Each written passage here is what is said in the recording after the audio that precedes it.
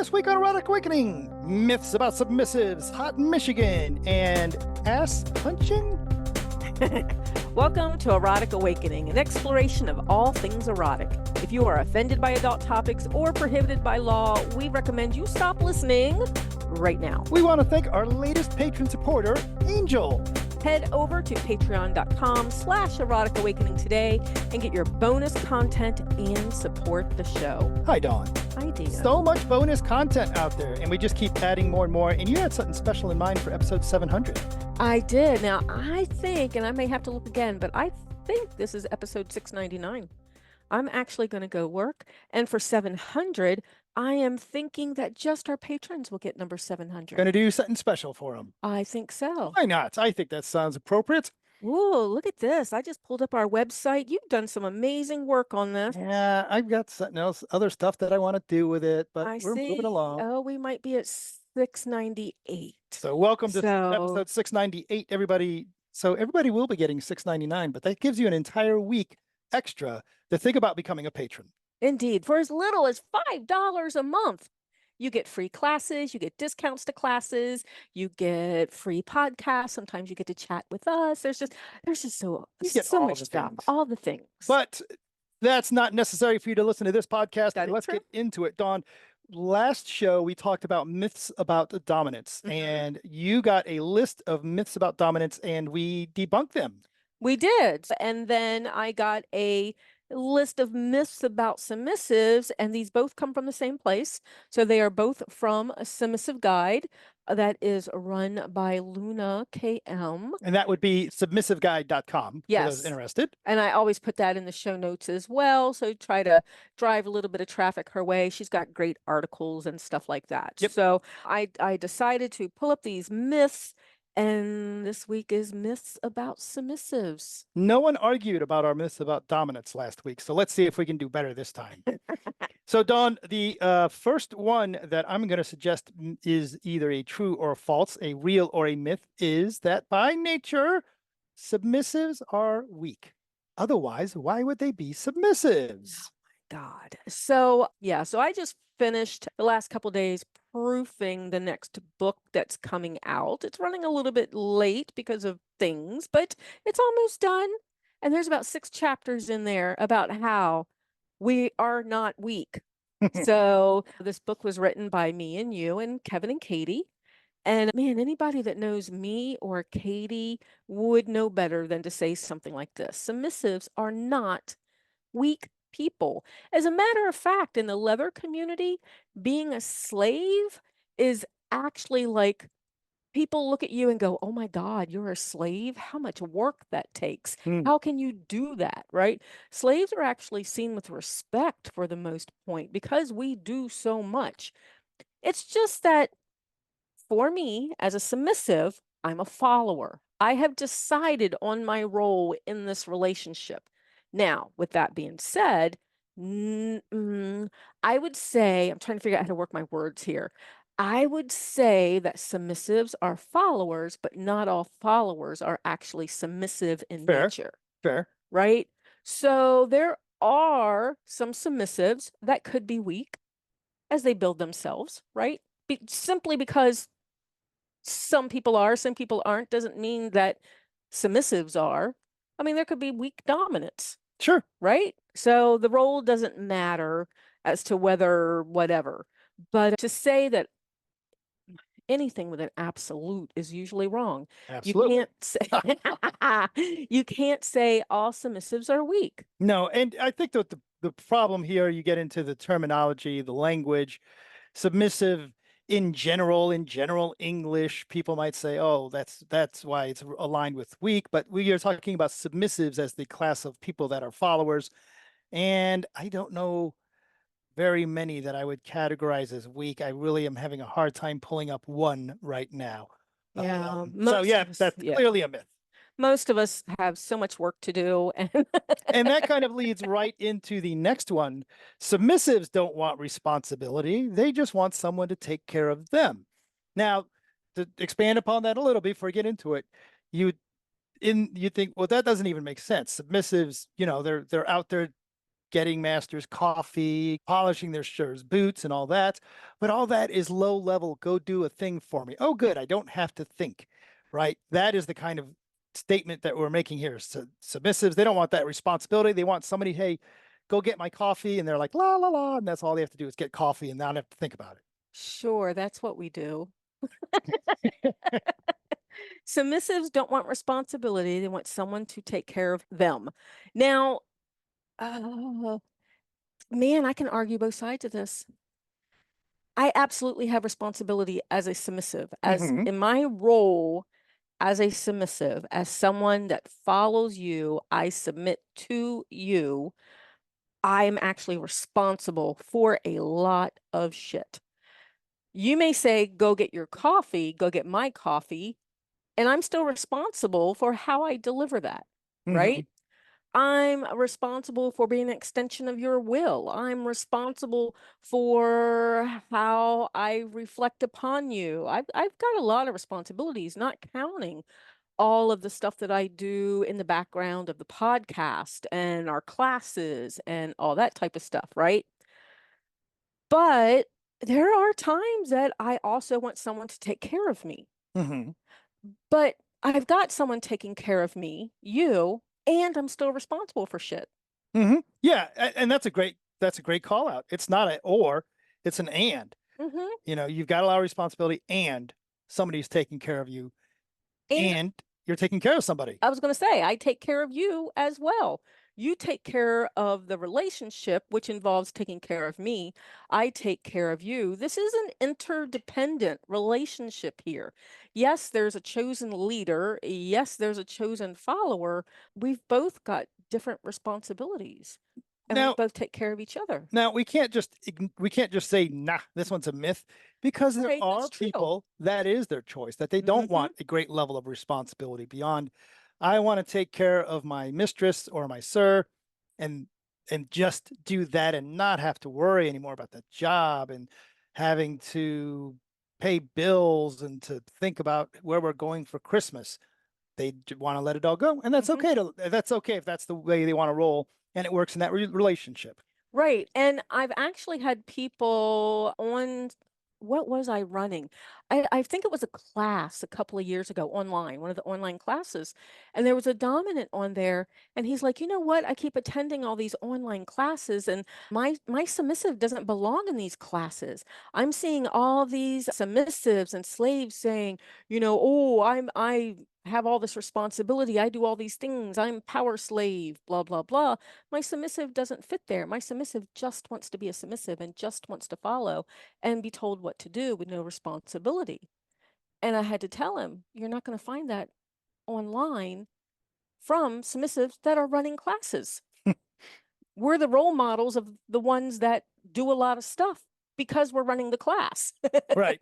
So wait till COVID calms down and you can see people in person, and then you will see more of the type of submissive Right. that she's wanting to follow. Right. So, yeah, so we're out there. But you cannot say all. Yep. Again, it's just one of those. Okay. Hey, Dawn. Yes.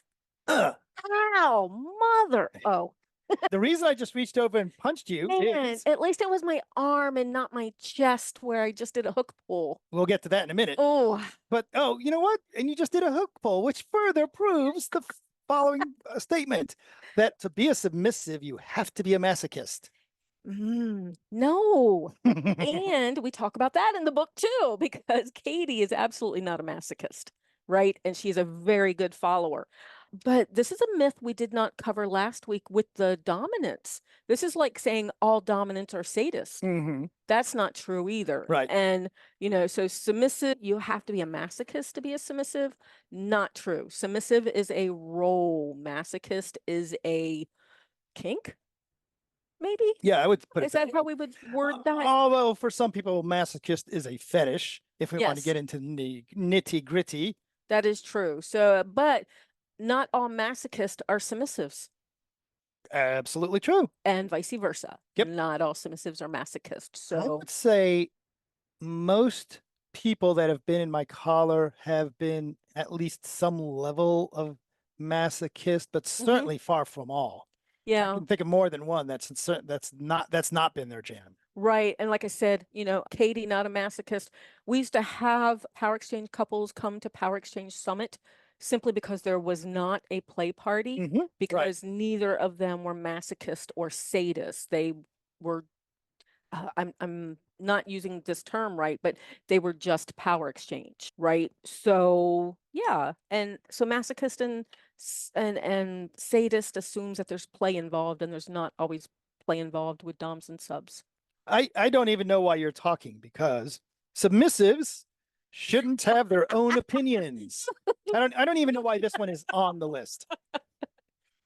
Well, I guess if you read a lot of the erotica, like we did at the beginning, we are not supposed to have opinions. So that's for sure. But oh my God, could you imagine our life if I didn't have an opinion? That look on your face. Well, But sometimes my opinions are valid. yes, And absolutely. they're good, useful information. Now, the trick is that you have the ability to say you don't want to hear my opinion, but I absolutely have opinions, and sometimes they just fall out of my face. Or I hear your opinion and I just decide, okay, but I don't care. Right. But also, as a side note, it is a service to me when I can say, when you say, do you want A or B? And I say, I don't care. Well, then you still have the capabilities of making decisions. Right. Which if you had no opinions, then all the time I would have to be, wake me up in the middle of the night to find out if I have an opinion about being worried about the tornado siren, that we should go to a shelter or something. Oh, I get that. But yeah, anybody that thinks that submissives do not have an opinion, yes, they live in a fantasy world. But how they are expressed might be different. Exactly. Exactly. Number 5 on the list is that all submission is sexual. Not. So you've actually had people in your collar that it hasn't been sexual at all. And the idea that it has to be sexual, I mean, that would mean that when you and I get older and we don't have a sex drive anymore, that then I can't be submissive anymore. Right. I actually was on a forum not too long ago, and this question came up. It says, how important is sex in your power exchange? And I actually really enjoy having the occasional non-sexual service person, because it changes the flavor of what you're both getting out of that, especially when you are a male-bodied person with a female-bodied follower. There's a lot of conceptions about why male-bodied people want to be leaders in the first place. And it could be very freeing, and at least that's been my experience. It could be very freeing for a follower to not be expected to put out just because you have the right to make them do that. Right. So debunked. Yep. Oh, wait. So 1's debunked, 2's debunked, 3's debunked, 4 debunked opinions, sexual 5 debunked. Yeah, I'm going to go back to submissives don't want responsibility as a optional. Okay. Yeah. Sometimes they do. Yeah. Sometimes they don't want responsibility, and that's fine. Yes. And then for some reason, there's a 6th one on here about, because it was there for dominance, and I put it here for submissives. well, I don't often hear this number 6, submissives are mind readers. And I don't actually often hear the idea. Wait, what about anticipatory service? Yeah. That's different. No, anticipatory service is all about mind reading, to know what you want before you even know you want it. No, that's just good service. No, that's anticipatory service. But, this is that whole thing. If you have communication in your relationship, you don't need to be a mind reader. And sometimes I may fool myself into thinking that I am a mind reader, and I am wrong a lot of the time. So by thinking I'm a mind reader, sometimes I forget to communicate. Right? So because communication, so no, I don't think dominants are mind readers. I don't think submissives are mind readers. We can have a good guess, right? Based on patterns and things like that. Right. But even patterns change. Yeah. And that's so true for us as well. But as you said, right, you spend a lot of time with somebody, you build rapport with them, you get a feel for what they're going to think and say and do.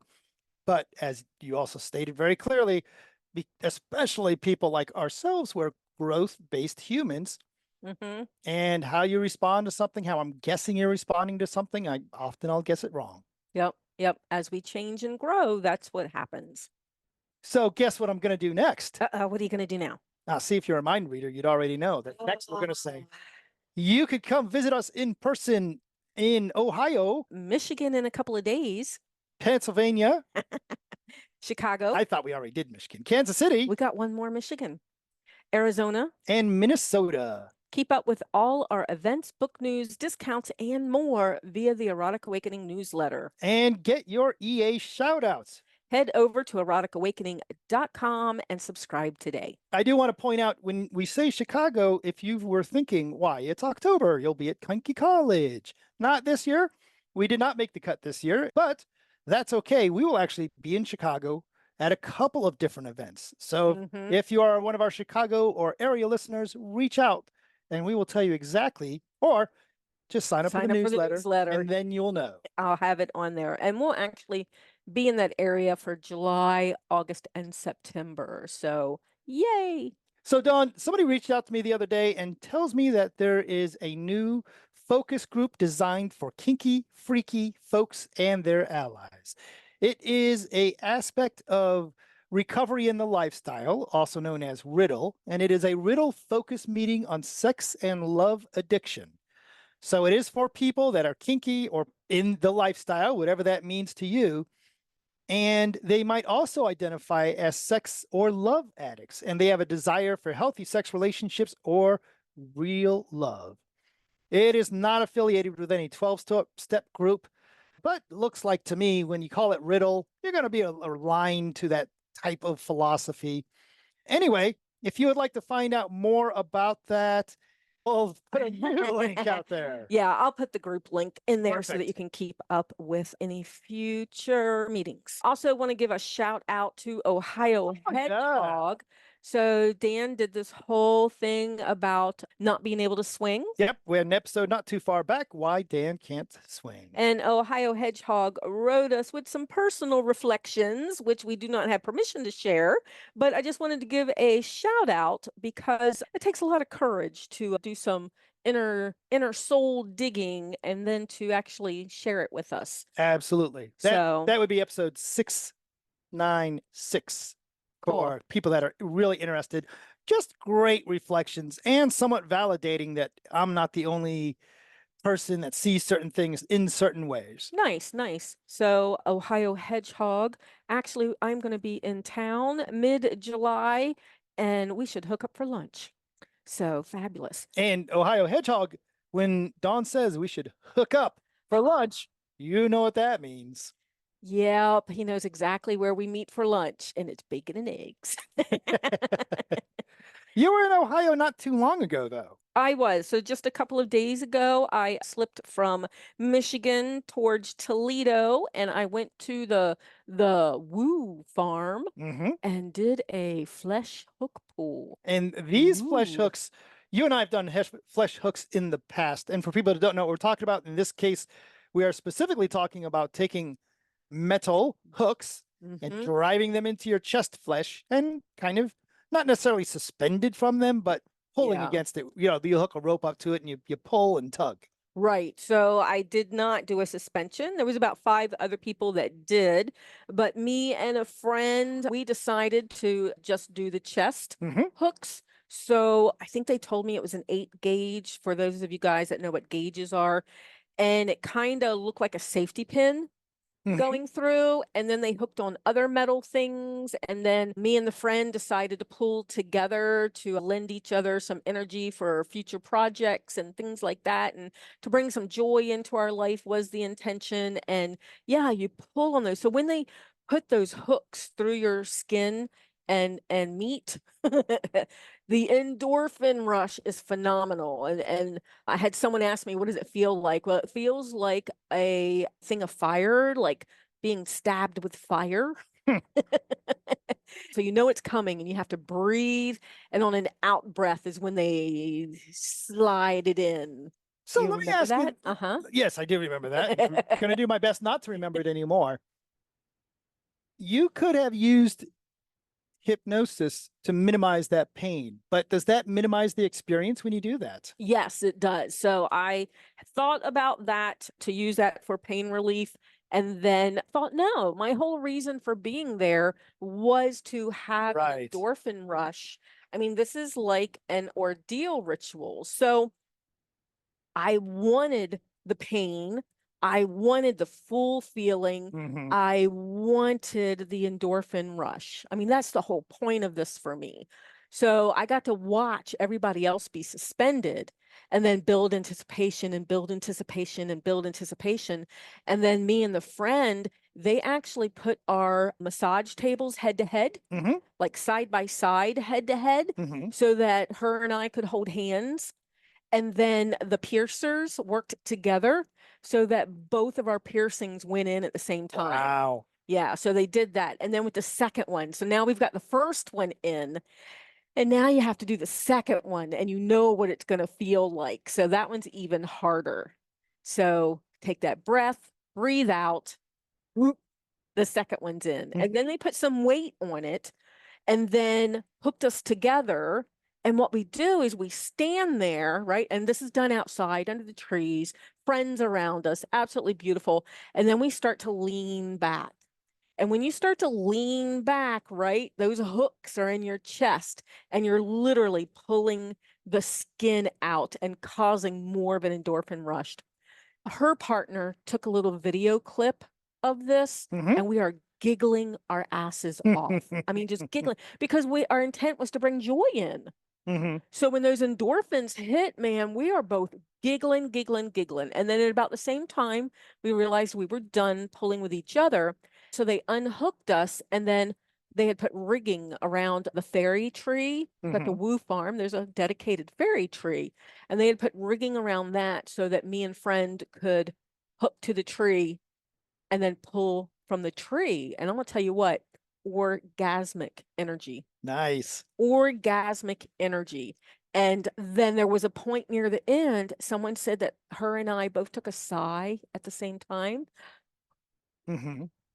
and like sunk into trance. Hmm. So giggle, giggle, giggle. Oh, orgasmic. Oh, look at this. Feel this. Ooh, ooh, ooh. And then, Hmm. and they said it was just amazing to watch, but we didn't plan it, Mhm. right? And then just to sink into that. Very Absolutely cool. amazing. Sounds like Absolutely a amazing. fantastic experience. I've got pictures on FetLife that show the bruises and it's lovely. Way bigger holes than when I did mine. Yes, they were bigger. Yeah. For those wondering what that noise in the background is, as we mentioned, we are in hot Michigan.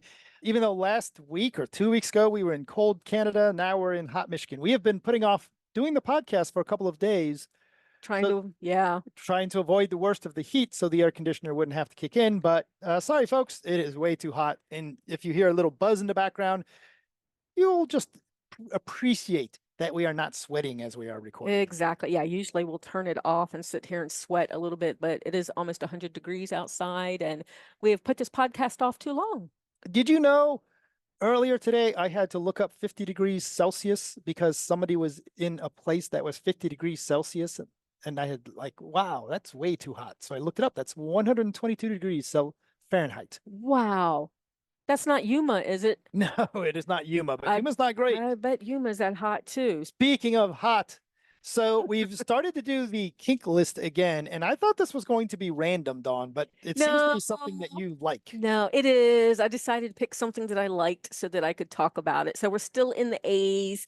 Last week was abduction play. This week I was going to do something random, but then I saw ass punching. You And did. not too many people talk about ass punching. And honestly, I want to create the BDSM or the Fetish Friday graphic Mhm. to go on our social media because every Friday I put out a Fetish Friday word and I want ass punching to go out and I want a picture for ass punching. So I can picture what I would do for that.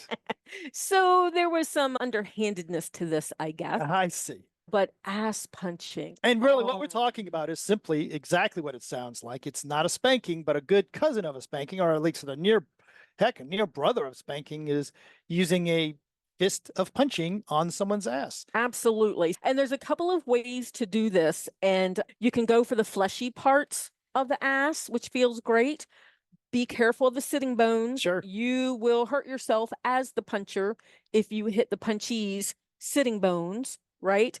But there's this bundle of nerves that if I'm on my hands and knees or laying down on my belly, there's this bundle of nerves right under the middle of my ass cheeks, back of my thighs, that drive straight to the front.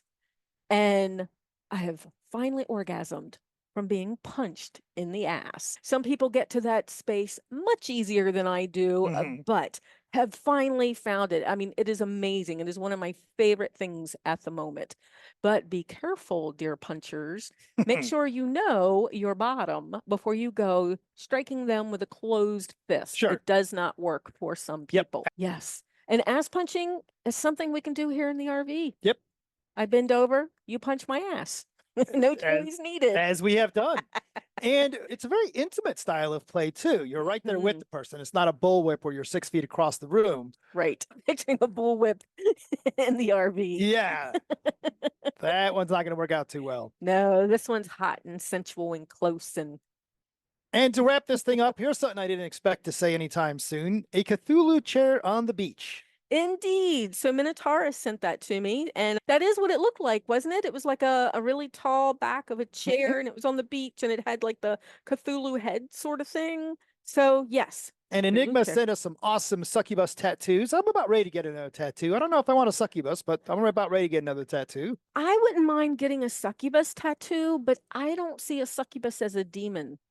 I think succubuses were demonized, but I don't think they're demons. Okay. So I would have to come up with something totally different. I am absolutely ready for another tattoo. I've got my idea to finish my half sleeve. I've got an idea for my calf, and I've got another idea for the other shoulder blade. So much money. Anyway, and then werewolves by Trevere. Yes. Not tentacles, but Trevere knows I have a thing for shapeshifters too. Pretty fucking hot. Indeed. Be a part of the Erotic Awakening Podcast community. You can support us on Patreon and get early access to the podcast, a free version of the audiobook Polyamory Toolkit, free ebooks, member-only Discord access, and more. Find all the goodies at patreon.com/eroticawakening today. Help others find us. Take a moment to support the podcast. Rate us on Apple Podcasts, Google Play, Spotify, or wherever you listen. Or just tell your friends. Join the conversation with us and other listeners. Use the links from the Erotic Awakening website for our growing Discord channel.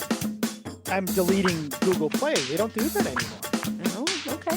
And I don't think anybody listens to this part. But if they do, they're going to realize we're running out of music. Feel free to reach out to us. Contact us with questions, podcast comments, or just to say hi. Contact us with questions, podcast comments, or just to say hi. You just did all that. We are Dan and Dawn on FetLife. And Erotic Awakening on Instagram. Or just email us at dananddawn@eroticawakening.com. Bye, Dawn. Bye, Dan. Bye, everybody.